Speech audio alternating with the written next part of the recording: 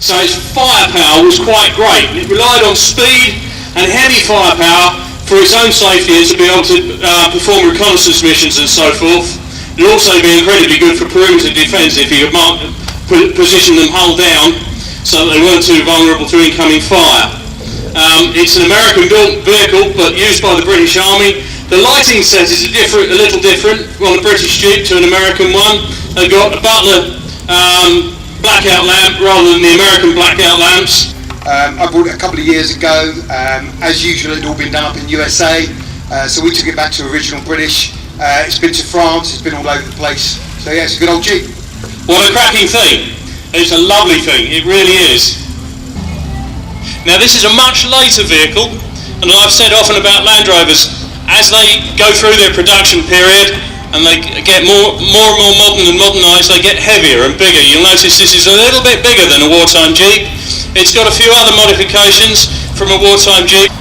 Van de 65, of 56, sorry, 56. It's a NACAF M38R1. And used over UN Lebanon. Oh, and also the driver. Well done, my man. What a wonderful thing. Thank you very much. I'm going to get the owners to tell you a bit about it because they're not exactly my field of expertise. Yes, a Ford M151A1 with the, as I say, independent suspension. Oh, it was the first development of a monocoque chassis, independent suspension all round, drive shafts out, not solid axles. Yeah, and the A1s did have a reputation of falling over, so they developed the A2, which has got trailing arm suspension on the rear end, so made it a lot safer. Thank you very much. It's got a desert rat on it, so it's a nice example. Can you tell us a bit about it? It's a 1943 Willys MB, came from Italy, kit form. I put it back together. My granddad was North Africa, desert rat, so in memory to him. Splendid. It sounds nice. Let's see you driving it. Now, okay, we've got another one that's been modified for a particular purpose. This is an American field ambulance. It's wearing second armoured markings and the stretchers across the front and the back. Now, if I had to lie on one of these, I probably wouldn't be feeling too good because I might be injured. However, I might feel a bit apprehensive about it because if the driver doesn't know exactly how wide that is, he might have my head in a hedge. And I don't like that idea very much. It's about as wide as a jimmy, he says. Okay, well I can see that. It probably is. It probably is. It's been stripped down. It doesn't have a windscreen, but it's still got its Pioneer kit and so forth. Was it actually used as a medical jeep, do you know? I have no idea. It came from Nevada. Okay, so it came from America. Very good. That's why it's not rusty. If it came from Nevada.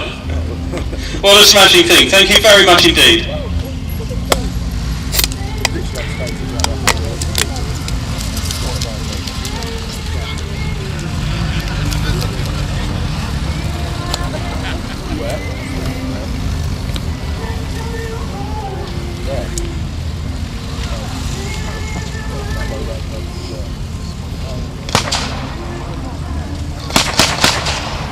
Okay, sad Sam. I wonder why Sam is sad. Why is Sam sad? Hello. It's my wife's maiden name initials and married name initials. She passed away before I finished the restoration of the Jeep, so it's a nice little story. Everything has a reason. Now this one's marked up US Marine Corps. It's genuine ex-Marine Corps, the man says.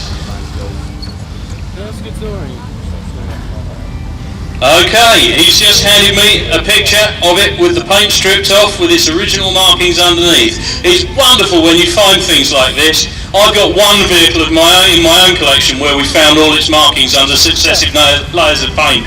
It's such a wonderful feeling when you find the vehicle's history like that. It's like archaeology. Why don't you tell me? is 4th Marines, which is the semicircle. I found that on one of the bumperettes. Very, very hard to find. Took me a long time of gently sort of ticking away the paint, the layers and layers of civvy paint to get to the Marine markings. And then I drove it for about 15 years, plain green. And last winter when I gave it a refresh, I thought I'd put the Marine markings back on. What a cracking thing. I like that very, very much. Thank you very much.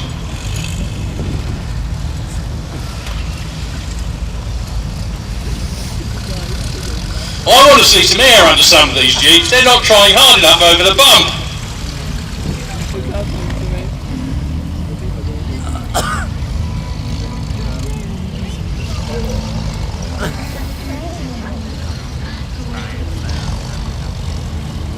Now we've got a Jeep here with some British markings on.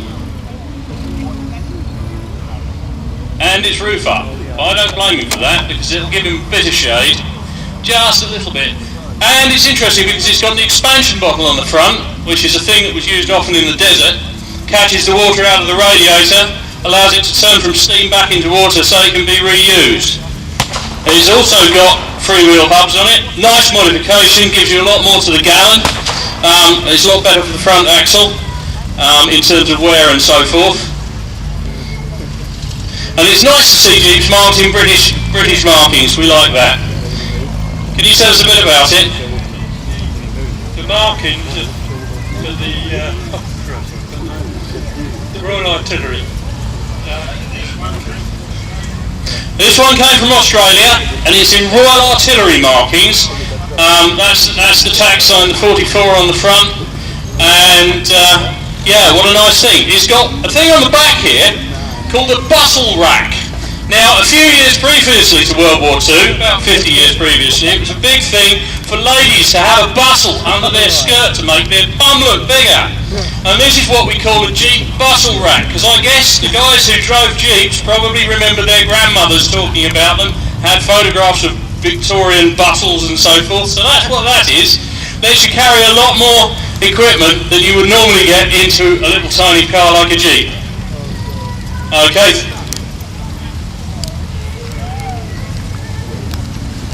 All the way from Australia on a roll-on, roll-off ferry. Yeah, okay. Very good. Thank you very much indeed.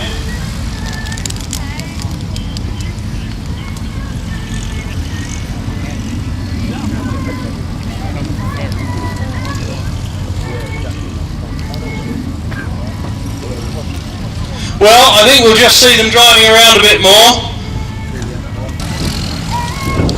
At 1400. So, I think we might have rather a lot of those. There are quite a few Eastern Bloc vehicles on site.